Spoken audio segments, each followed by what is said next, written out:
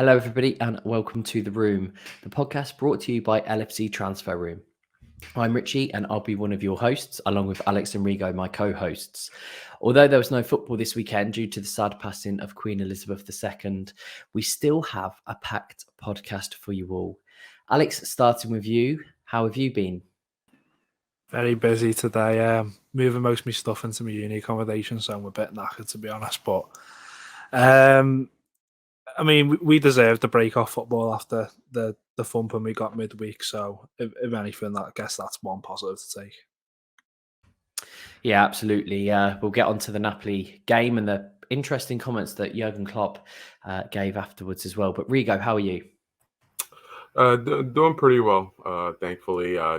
Quite happy, actually, that the match got postponed, and hopefully the Chelsea match next week as well. Just to give us a little bit more time, but having a good weekend so far. Here in the States, American football kicked off this weekend as well, so at least I had that to fill in the time.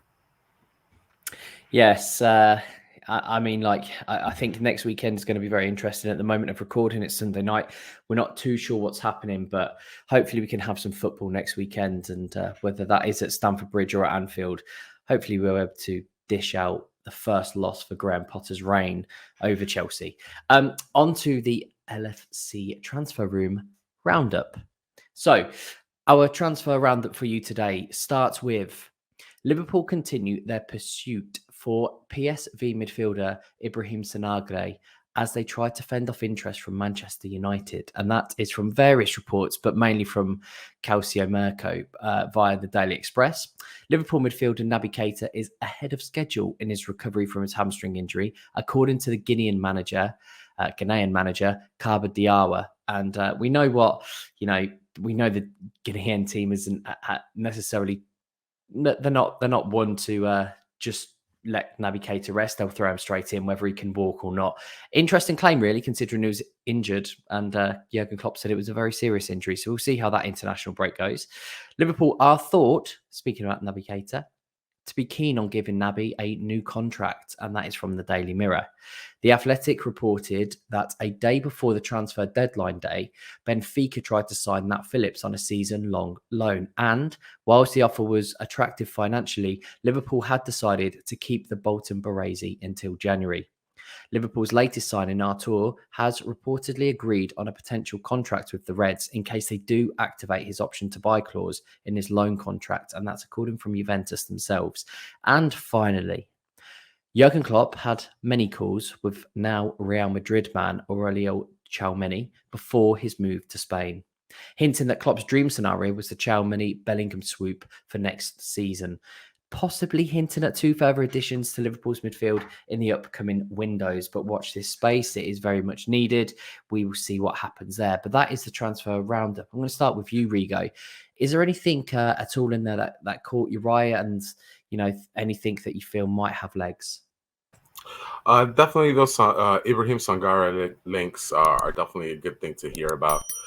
He's something that compares very favorably to our number one target over the summer, Aurelien Tchouameni. So to hear that we're reviving those links and that would be a possibility for January would be, I'd be over the moon if we were to bring him in. I think it's definitely a player who provides what we're missing in the midfield. Someone who can play defensively, can also dribble and carry on play and make the pass. So I think that would be terrific if we were to bring him in January. So that one I hope does have legs, and at the stroke of midnight on December 31st into January 1st, we have that deal locked in and bring him on in.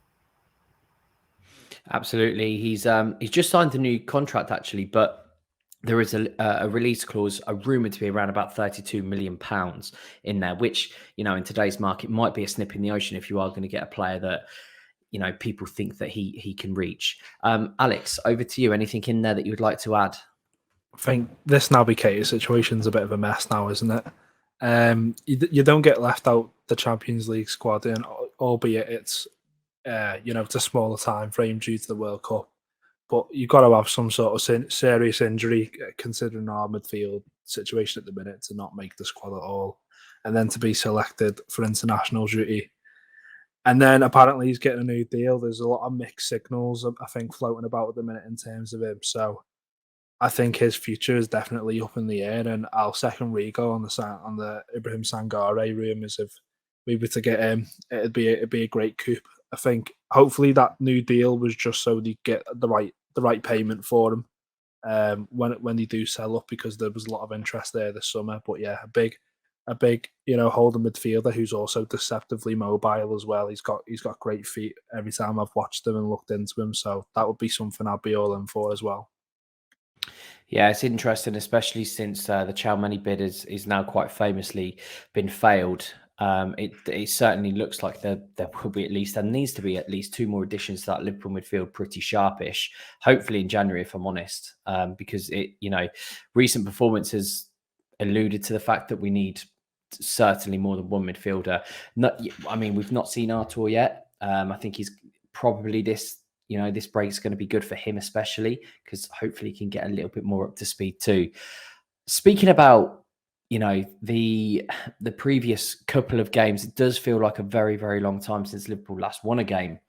Jurgen Klopp had some extremely interesting comments following the Napoli loss. And, I think all of us perhaps were tempted to switch the telly off as soon as it hit 3. I know I certainly was.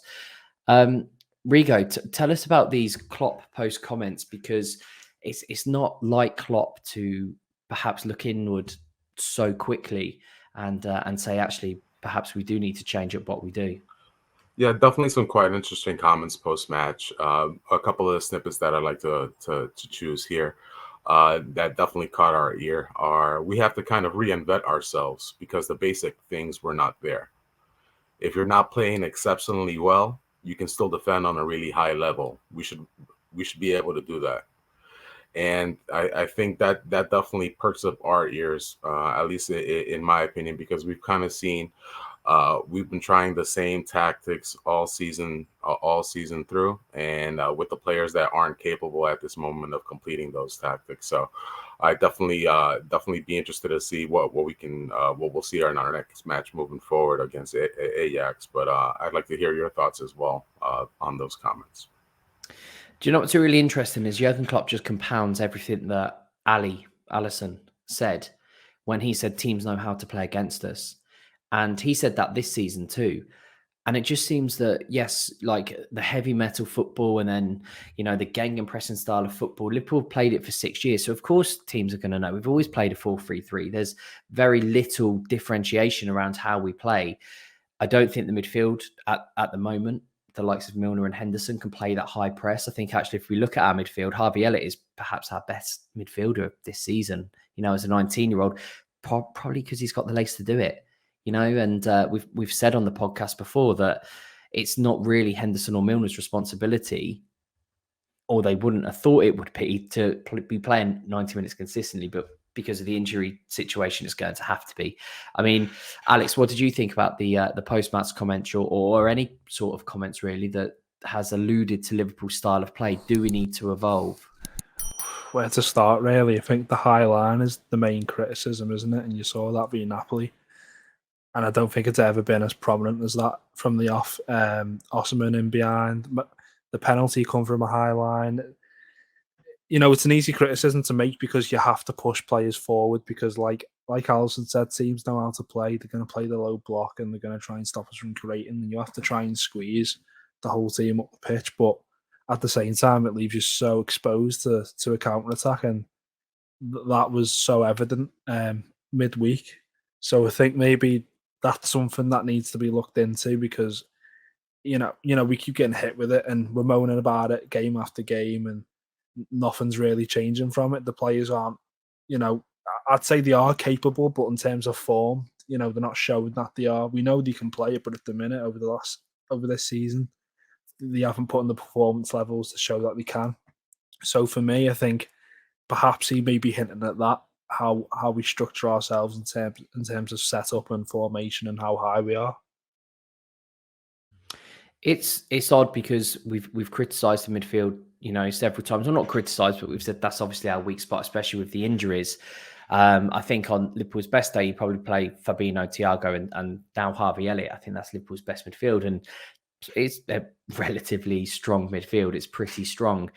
the issue with the high line is that the midfield has to press. Now, if the midfield doesn't press, like we're not really doing against Napoli, then you've got those midfielders who've got all the time in the world to pick a ball over the top to someone like, you know, a Marcus Rashford, like we saw against Manchester United, who's going to have Joe Gomez on toast 9 times out of 10 in a sprint. And that's exactly what happened. And it happened against Napoli, you know.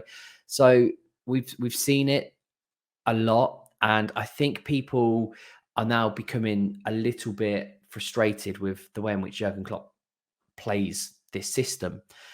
Do you think, perhaps, Alex, that Klopp needs to, I'm not saying that he needs to evolve, and I'm certainly not, you know, one of these, I'll be kind, one of these Muppets and saying hashtag Klopp out, because I think it's ludicrous. But I think Klopp does have to look inward here, perhaps, and say, okay, well, sometimes when we don't have these players, we perhaps do need to change the way in which we play. I mean, does Klopp need to evolve this Liverpool side further if we are hampered with injuries like we are at the moment, or things aren't going well at the moment? Alex, what do you think?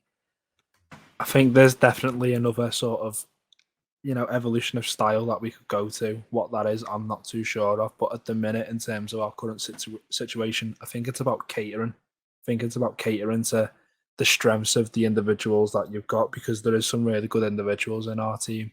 And to be fair, he's done that over the course of the last few years. He's catered to the ability of Trent and Robertson and their delivery, and he got great respect for that, and all the revolutionary things he's done for the game for fullbacks. You know, he can pick out stuff to do with catering to people's talents and abilities, and I think maybe it's just time to look for something else. And it's more so the weak points. You know, Henderson and Milner, like you said, they can't press. So cater to that, cater to what you've got available, perhaps. And you know, who am I really to question the manager's tactics? But it is becoming painfully obvious.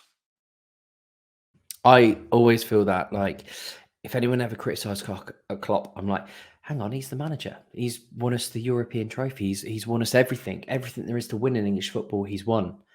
And I think, yes, you can question the manager, and it's always difficult to question the manager because he's the one who brought the Premier League back. He's the one who changed Liverpool Football Club.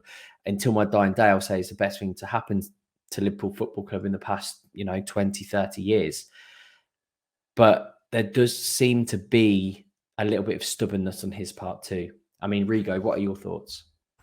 Definitely, and it's quite frustrating, unfortunately, when you turn on the match and you see the exact same tactics we're trying to beat teams with. And unfortunately, while they have worked in the past, we haven't had the resources this season to pull those through.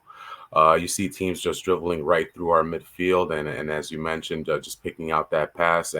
And unfortunately, we're, instead of setting up our players to be in the best position for success, I feel we're kind of setting them up for failure, and it's quite unfortunate. Henderson, Milner, Gomez, a couple of other players are taking the wrath of these fans, and unfortunately, it's due to injuries and also being put in a position tactically where they're just going to be exposed. Milner as a right back, anyone.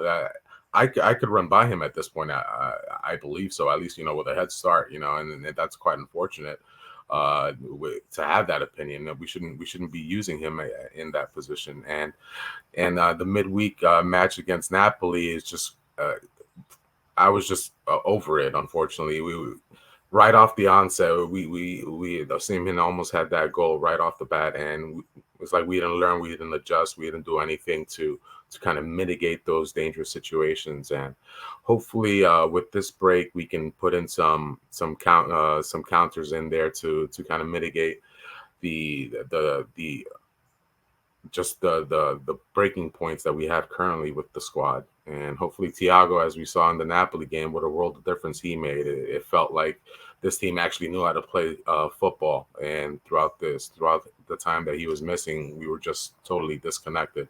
You actually saw our counter press, as Klopp alluded to in the press conference. And that unfortunately, it's quite sad. We should be prepared to have people available to take on any role with a club of this stature. But if not, the manager should be adaptable to kind of put these players in the best position possible. And I feel like we're not really doing that at the moment. So I alluded to earlier, obviously, Ibrahim Sangare And I also alluded to the fact that we play Chelsea next, and that's obviously should be their first game, you know, under the Potter era, which might free up one Moises Caicedo from Brighton. We know that there's been rumours, there's been links, etc. You know, is a Sangare or Caicedo a January transfer that could perhaps, you know, completely transform Liverpool in the way in which they play? Is that a signing that, you know, Liverpool might have to make, even if it means perhaps having a lower transfer fee in the summer? Alex, I'll go to you first. I think in terms of transforming us, it's going to take a few signings. I think this squad needs refreshment, you know, in multiple positions. The midfield is, you know, the one that is it's in plain sight. You know, that clearly needs investment. Honestly, I'd take either of them in January. It's maybe a bit of a pipe dream because I can't really see it happening, but I would definitely take either of them. I think they'd both be an upgrade for what we've got at the minute. But I think you'd have to get one, and then you'd have to go shopping for another again in the summer, because I don't think one would fix what's going on at the minute, to be honest with you. Rico? Definitely, one at minimum is needed in January. Of course, we brought in Arthur at the right at the whistle at the closing bell there, the transfer window, and hopefully he pans out and works out and shows himself valuable enough that we do, you know, take over that purchase option from Juventus. But minimum of one this upcoming January window. We can't go to battle in the Champions League or even top four for the Premier League if we don't bring somebody in my opinion. We can't count on Henderson or Milner to give us very important minutes, and definitely can't count on Elliott or Carvalho to play those high pressure minutes. We should be bringing them off the bench and using them as a change of pace as opposed to counting on them so much. Our errors defensively, I think, are just compounded because Elliott, unfortunately, he isn't a defensive stalwart, and whoever he's been partnered up in the midfield has lacked the athleticism to kind of cover for him. So even he's being singled out now currently in articles as well. So if we were to bring in a Caicedo or a Sangare, I think that definitely would shore up our midfield and allow us to take control of those matches and intermingle our varying options to the best of their abilities, and to the point where we can actually be a little bit more unpredictable. And it's not something that isn't obvious to everyone. Allison's calling it out and Klopp is calling it out now. We do kind of need to reinvent ourselves and attack teams in different ways at this point. I think a lot of it, you know, we're a little bit doom and gloom. I think a lot of it was obviously now down to, you know, the midfield crisis, and Darwin Núñez obviously was a massive, like, that headbutt was a good headbutt, but that headbutt was just something that, you know, nobody could plan for, and 3 games suspended, which they perhaps 3 games that we thought we would have won, if I'm completely honest, and perhaps should have won on paper, including the Palace game itself. The way in which Liverpool play, though, and the, you know, Klopp with Núñez is Salah and Diaz, they stay on those wings now. They don't cut in like they used to when Bobby was there. Let's say it was Mane instead of Diaz. They don't cut in anymore. They don't find those spaces in the box, because it feels like Liverpool cater for a target man, and they cater for a Darwin Núñez, which is fine, because he's going to be the focal point of our attack. Hopefully he's going to be the 30-goal a season man that we've all wanted. But when he doesn't play, it feels like Diaz, who is at the moment Liverpool's best goal threat, and Salah, who is Liverpool's best goal threat in the past 5 years, they still stay out on those flanks. Now, for me, it's quite frustrating, because you think, well, they're the only ones who's going to get the goals here. And that's not me being disrespectful to Bobby Firmino, but goals were never his game. Goals were creating the space so the likes of Salah and Mane can find those pockets. Again, it comes back to, okay, well, you know, Núñez isn't playing. He's not going to get the goals. He's not going to be the target man. Surely we can't play football with Diaz and Salah still getting chalk on their boots because they're so wide. I mean, Alex, is it just glaringly obvious to Liverpool fans, but it's not necessarily glaringly obvious to to anybody else? Is it just the way in which that Liverpool now set up? Are they just going to stick out wide because they've got 3 goal threats from Salah occasionally cutting in, Diaz occasionally cutting in?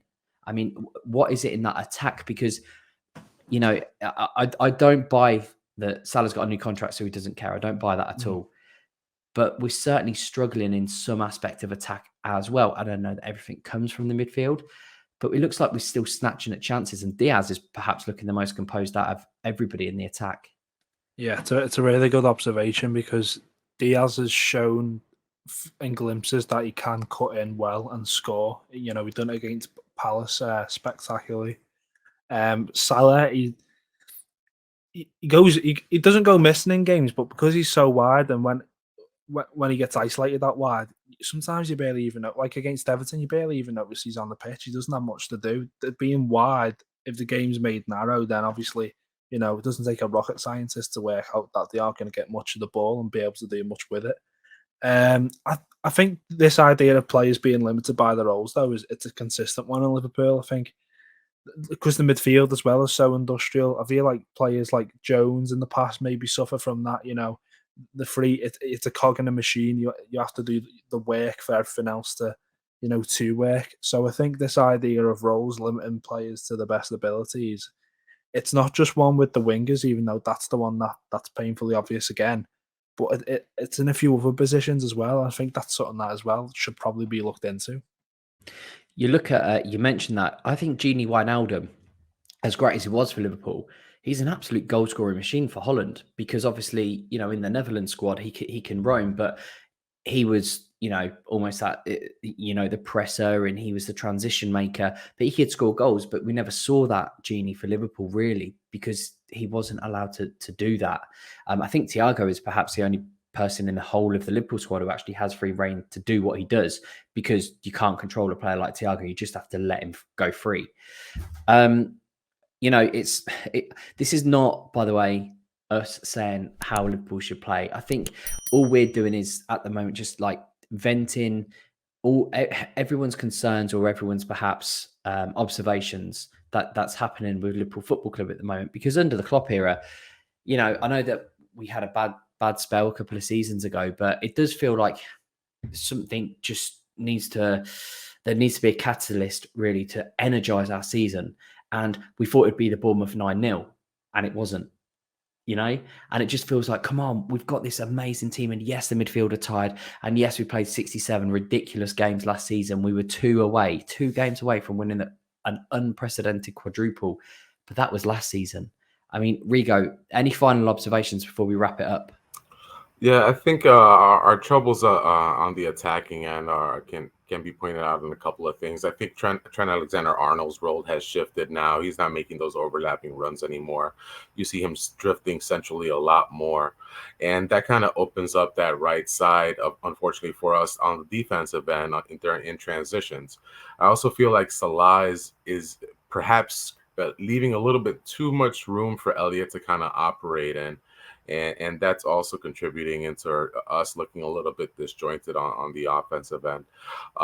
Pointing our failures to or our style of play to Nunez, for example, we were missing him for 3 games, and as you did say before, we still had Diaz and Salah way too isolated on the sidelines, as opposed to drifting centrally and being more of that goal threat. Salah is having his lowest shots on goal per 90 since he's moved over to Liverpool, and unfortunately for a Ballon d'Or annual contender, that's unspeakable. You need him. He needs to get those shot ups like Steph Curry. In order to succeed, you need to, give yourself as many chances as possible. And unfortunately, I feel like we're not doing that. And, it's just too many things to point out at. And as you mentioned, it is a little bit frustrating, and it is kind of us venting here. I fully believe in Klopp. I know he can figure this out. And I think a lot of it has to do with injuries. Missing Nunez for 3 games, horrendous, because it absolutely left us with no attacking threat off the bench because Jota was missing as well. So it's just a whole bunch of different factors that's contributing to us looking pretty bad and pretty pathetic. And all those fans of the other squads are having the time of their life now. But I fully believe we'll come out on top, and especially if we make a transfer in January. All eyes on January. Interesting what you say very quickly before we wrap up about Trent. He can't make the overlapping runs because the players are playing too wide, it seems. So yeah, again, maybe a tactical tweak in there too. Listen, Jurgen, if you listen, I know that you listen to the podcast. We love you. You can do no wrong in our eyes. But yeah, it's one of those that, this is sport. You're gonna have your ups and downs. I'm sure that Jurgen and the guys will make sure that it gets right soon, because Liverpool still winning the league. I don't care what anyone says. This has been the LFC Transfer Room podcast, The Room, the podcast brought to you by LFC Transfer Room. I've been Richie, Alex, and Rigo. As always, I know it's been a little bit sad, but as always, up the Reds. We love you so much. Take care, everybody. Stay safe, and we'll get back to our winning ways soon. Bye-bye.